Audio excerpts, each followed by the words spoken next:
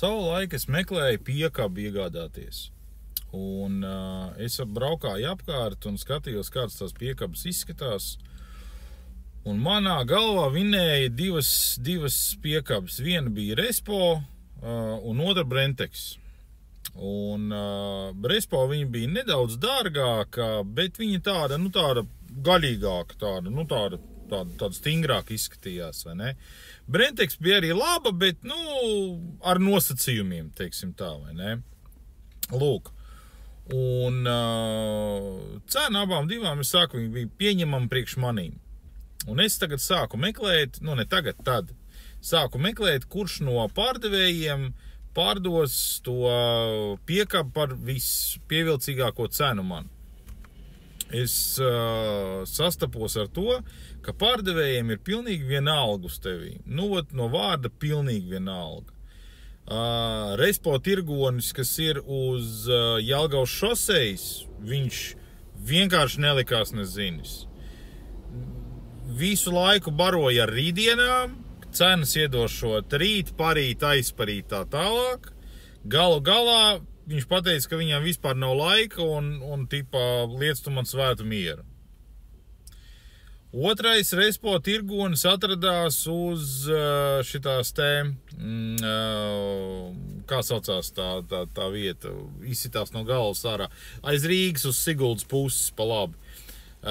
Un šitais tur arī, tā viņam nav laika, tā viņš steidzās, tad es atbraucu, viņš tur vispār ne ar manīm grib runāt neko, kaut kā vispār briesmīgi bija. Brentex. Aizbraucu uz Brentexu, uz Bauskas šosejas labajā pusē, kreisajā pusē braucot ārā no Rīgas.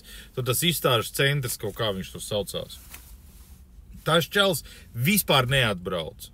Viņš pateica, tur kaut kādas piekabas stāv, tur pats skaties. Es saku, varbūt tu man kaut kā tur tā vairāk pastāstīs, kas, ko, kur. Nē, viņam nav laika un nav nevēlmes un neko.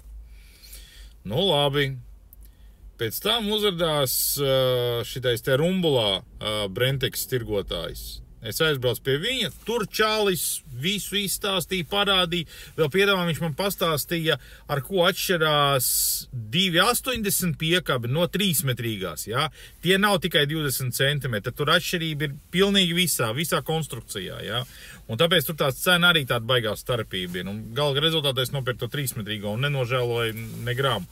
Ja tajā laikā būtu vairāk līdzekļi, jā, tad es noteikti nopirku vienīgais ar 2 asīm, lai 4 riteņi ir. Ja? Bet tagad arī viss labi, bet ar 4 ratiem būtu labāk.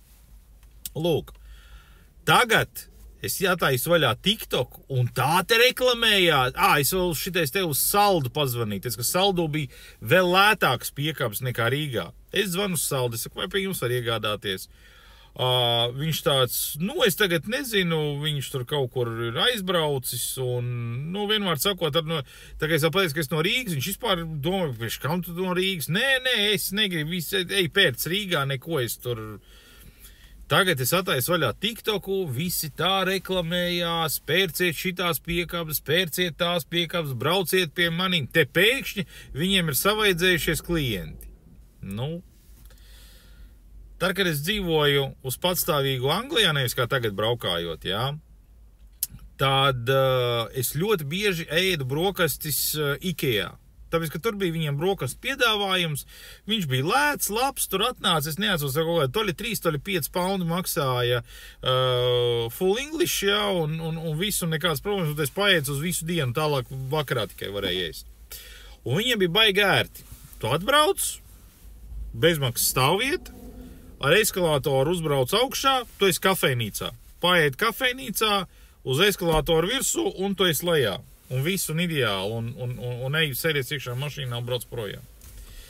Rīgā es atbraucu uz Ikejā, domājā aiziešu uz kafejnīcu paēst, uzbrauc, kafejnīcā nekādas problēmas nav. Blakus stāv eskalātors, ar kuru var nobraukt lejā, bet tu nobraukt lejā nedrīksti. Lifts stāv, pareizāk sakot, un ar to liftu tu braukt lejā nedrīksti. Tev ir jāiet cauri visam tam veikalam, lai tu tiktu pēc tam ārā. Kaut kāds murgs. Es toreiz uzprasīju kaut kādai veikalu vadītājai vai kaut ko tam līdzīgu. Kāpēc jūs tā darat? Kāpēc jūs nelaižat cilvēkus uz kafejnīcu un pēc tam no kafejnīcas vienkārši ārā? Uz ko man atbildēja, kad kafejnīca ir domāta tikai apmeklētājiem, un ja tu neesi apmeklētājs, kas atbraucis ir tieši uz veikalu iepirkties, nopirkt tur divānus vai kaut ko tam līdzīgi, tad viņi tevi vispār ieinteresēti nav.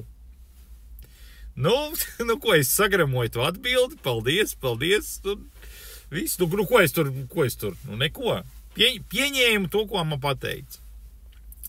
Šodien es braucu šitais te uz Rīgu, klausos šitais te parāģiņu, tur tā rīta pārraidi, kas iet, tā reklamē to Ikea, tagad Ikejas kafejnīcu, un tā stāsta pa visām gaļas bumbiņām un frikadelītēm, un nāciet, ēdiet, un mēs jūs gaidām, un vispārējo.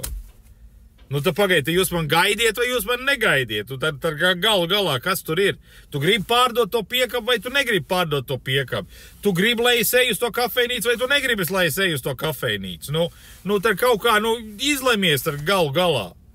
Kaut kā, nesaprotam, te tas bizness tiek rulēts virsū viss, dīvaini.